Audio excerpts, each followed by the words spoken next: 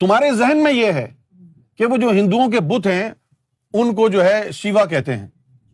تمہاری غلط فہمی ہے، علم نہیں ہے تمہارے پاس. وہ تو آدم علیہ السلام کا ہندی میں نام ہے. سمجھ میں آ گئی بات آپ؟ وہ آدم علیہ السلام کا ہندی میں نام ہے. اب آ جائیے اوم کے اوپر. یہ جو لفظ اوم ہے، یہ اوم کا جو در حقیقت مطلب ہے وہ سن لیں آج آپ پہلی دفعہ.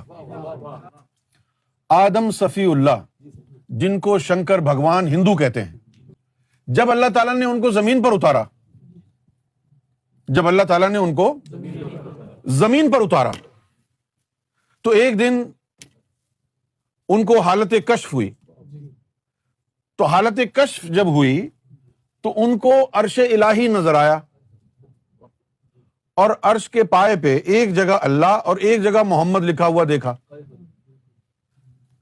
تو چونکہ جو نافرمانی ان سے ہو گئی تھی جنت میں، اس کے اثرات باقی تھے نفس میں، تو نفس کے اندر پریشانی ہوئی.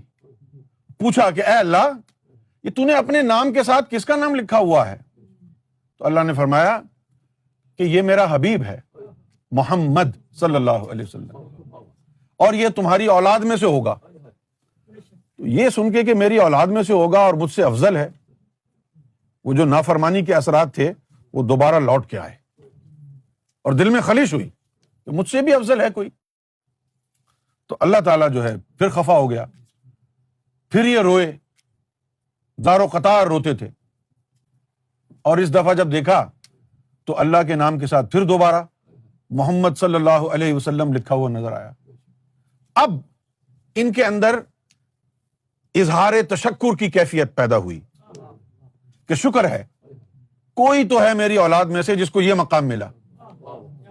تو پھر انہوں نے اللہ سے خواہش ظاہر کی کہ اس ہستی کا دیدار کرنا چاہتا ہوں میں.